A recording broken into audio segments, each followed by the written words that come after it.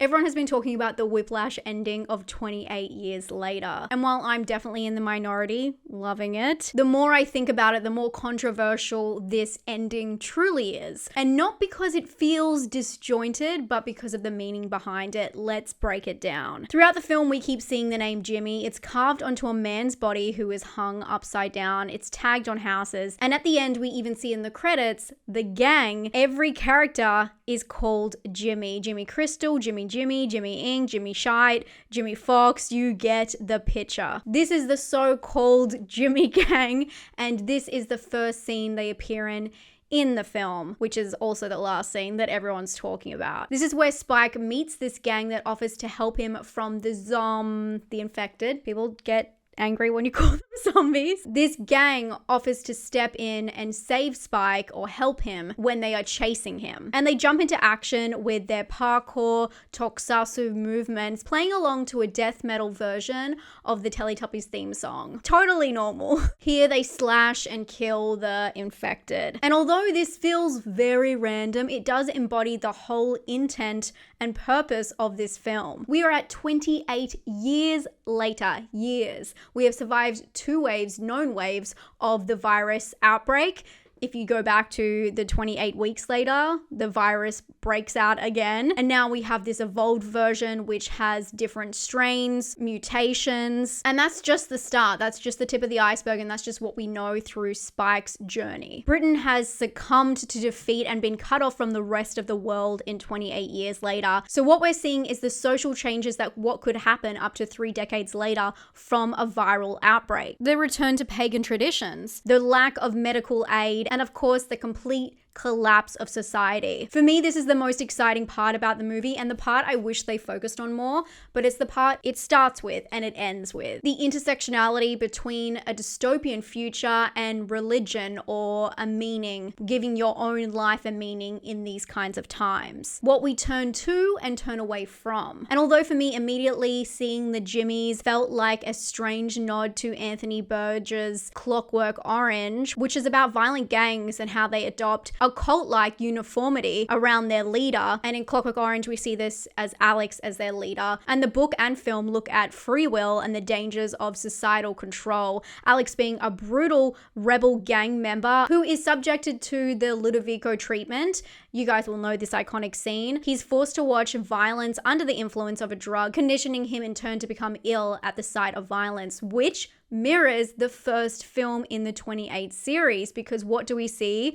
A monkey, a chimp, who is held against its will, containing the rage virus, but is also watching these acts of violence in front of it, with TV set up all around, just like in Clockwork Orange. It's where the rage virus started, but at the end of the day, in Clockwork Orange, Alex's reconditioning does not fundamentally change him. But the end scene for 28 Years Later also contains 3 other very notable pop culture references. First, this Clockwork Orange type gang has posed themselves to look like Jimmy Savile, but of course filtered through the lens of childhood media for them. And this is a highly controversial choice that has already garnered some backlash. Jimmy Savile was a huge entertainment personality, active for over 30 years in the UK. He was known for hosting BBC shows and being a DJ, but it wasn't until after his death in 2011 that his reputation dramatically changed. There were always whispers following him, but it wasn't until after his death that this was fully cracked open, and hundreds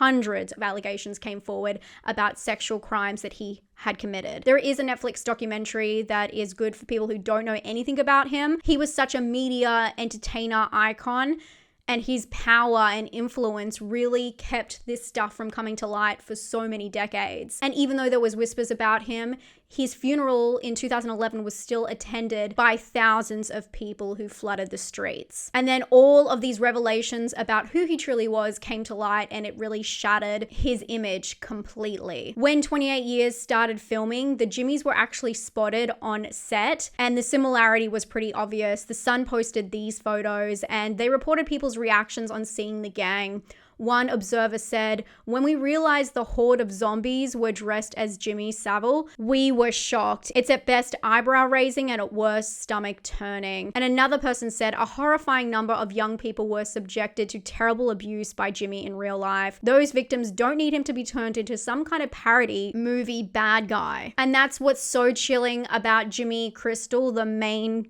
gang leader of the Jimmys. The fact that in 28 years later, he would adopt Jimmy Savile as his icon, as what his gang is posed after. But this Jimmy, in 28 years later, was just a kid when Savile was still a trusted household name. So as an adult trapped in an apocalyptic wasteland, this is the icon that he clung onto. An eerie symbol of worship and worshipping pop culture and celebrities. And this is all he knew as a kid. It's meant to make us feel deeply uncomfortable because it should, especially knowing what we know now. I'm not saying that this was right or wrong. Obviously, this is a real life figure and a horrific amount of crimes that came out of it. But that's what I believe Garland and Boyle are trying to do, make a statement with this look. It's a commentary on who we idolize and the responsibilities that they have, and if someone's timeline was cut short, or if we were dropped into an alternative timeline, what if we didn't know? What if we didn't find out? What if things were different? How that would shape pop culture or society as a whole. And honestly, this makes it even more disconnected from what people were thinking 28 years later would be like. They're expecting a zombie outbreak infested, viral, infected movie about zombies there are zombies chasing, but non-stop zombies chasing people 24/7, Walking Dead style. But this is about 28 years later, and it's not so much about that, more about society crumbling, making it even more disconnected, which people are commenting on, and that's what people don't like about the movie, but it's kind of what I like, because it becomes a commentary on being cut off from the rest of society. How would that alter us emotionally, physically, and also society? What would we cling to in the most dire of days when no one's coming to save us? There are two other pop culture references. I promise I'm getting there. The other one is, of course, Teletubbies. Remember at the beginning of the film, young Jimmy is watching the Teletubbies just before the outbreak, and he runs to the church and he calls out, "Father." And this is a little bit of a weird one because he could be saying father because he's a priest, or that could be his father, but in the cast, it is listed as Jimmy's father, the priest. But he gives him a cross and tells him to keep hope and basically saves him from being caught up in the viral outbreak. We see the same cross at the end of the film with the main Jimmy, and now it's turned upside down. For many people, this could be a sign of Satanism or turning away from God, but that's actually not what the inverted cross means. It's the cross of St. Peter. When St. Peter was sentenced to death, he requested that it be done upside down because he felt unworthy to die in the same manner as Jesus. This could also be a callback to the guy that's hanging upside down with Jimmy written on him. I don't know, that might be a far fetch or a little bit of a reach, but if we're trying to connect all the dots, that makes a lot of sense with the upside down cross, and you can still see the hole from where it was originally hanging.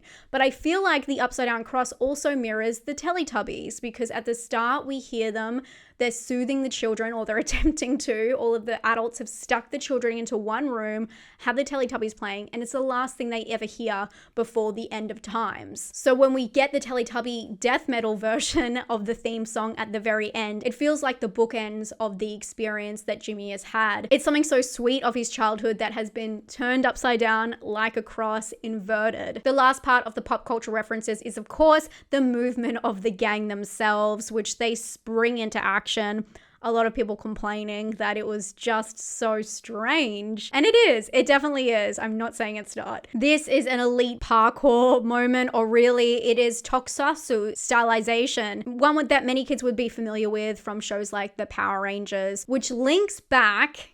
This is interesting. It links back to when Spike goes to grab the little action figure off his bedside table when he's going to go out with his dad to the mainland for the first time. He reaches for it, he goes to put it in his bag, but he puts it back. I thought that this was kind of signifying whether he thought he was going to come back and survive and come back for it. And he is confident in his mission, so he leaves it. But it also calls to the stylization of the movement of the gang at the end. And possibly Jimmy and his gang copying or being inspired by this kind of hero, which is something that they would see on afternoon TV all the time. I do want to say, very interesting. When doing research, I saw that some people on Reddit believe that this is the actual action figure. I've only seen the film once, but this is the action figure that is used. Although they also say that it wasn't out until after 2007, which doesn't really make a lot of sense for the timeline unless they had dropped new toys into the area, which we know they've been cut off. I don't know if that was a blunder on the props department, or there might be more to the story, we just don't know yet. But the Power Rangers were on TV in 1993, so they definitely could have seen them, and that could just be a loose kind of callback to that. This is the Power Rangers Operation Red Overdrive Red Ranger figure. Say that 3 times. But I believe them moving in this kind of way is them clinging to what they know, prior icons and heroes that have given them strength and purpose. Remember, this is their childhood trauma. They've literally grown up around this. Everything from their whole life changed in that one day, and they're clinging on to anything that they remember from the outside world. It's literally childhood trauma, growing up, living on its own, having to fend for themselves with this outbreak without any consequences or society to conform to. Now ask yourself, is it really that random that they're dressed like this? If you were put in a zombie apocalypse and the last thing you watched on TV was Teletubbies, and Jimmy was still very popular all around in the media, it's not really that odd. It is pretty odd. What we see in 28 Years Later is a warped mix of religion, trauma, and childhood icons filtered through someone who spent decades trapped in that early 2090s cultural bubble. It's about how those 28 years have crushed us emotionally, physically, our society, our mental state, and how we make sense of any of it and go forward having purpose in our lives. What I think is really interesting from this film is this mask. In the trailer, they kind of make it look a little bit evil and scary and strange, and I thought going into this film it was going to be about a cult, but the mask was part of the good village, the safe haven for a lot of them. And of course, in times like this, people are going to turn more towards nature. They've been totally cut off from connection with all other humans, and those early beliefs that really connect them with the land. It seems so natural. But also, why wouldn't it also twist into something that is strange and darker, especially when pop culture has been introduced and then frozen in time for a lot of people? Imagine if a caveman saw the Teletubbies and then they just yanked that TV away. What do you think they're going to be drawing on those cave walls? Would that influence not make an impact that was echoed through time? Probably. But this is just part 1. The next film, 28 Days Later, The Bone Temple, will no doubt dive deeper into this eerie world. And I, for one, cannot wait to see where Alex Garland and Danny Boyle takes us with this unsettling intersectionality between religion, pop culture, and the aftermath of the rage virus. The whole point of it is to make us think and reflect on society. It did it for me, at least. But I can understand why people didn't like this film. It is very out there and very strange. Let me know your theories down below. I do want to do a huge shout out to Man from Another World, who is from my Discord and Patreon. I did a Patreon spoiler chat video just really quickly after seeing the film. I sometimes do them when I get out of the cinema. After I do my spoiler free, I just turn the camera back on and talk, just yap. A lot of spoiler chat. A lot of things I didn't mention in this video as well, because I just wanted to focus on the end meaning here today. And thank you to Man from Another World for his comments about Jimmy, because I just didn't even think about it like that. And as soon as I did a little bit of research, kind of everything clicked. At the start, all I was thinking about was Clockwork Orange, but I still think all of those theories combined, it makes sense. But all will be revealed in the new chapter, and I would love to hear your interpretation. I believe all film is up to interpretation, and I love reading other people's views. Thank you to my patrons, and thank you so much to you for watching. If you'd like to subscribe, I do a lot of videos about horror movies, thrillers, and disturbing movies. And this kind of captured all of that, so that was really fun. Here is one of the worst films I've seen this year so far, if you want to see me break that down spoiler free, and one of the best that I've seen recently that is totally a hidden gem, a Japanese film that is so bizarre and creepy and will get under your skin. I'll talk to you all very soon. Stay safe and stay spooky. Bye, friends.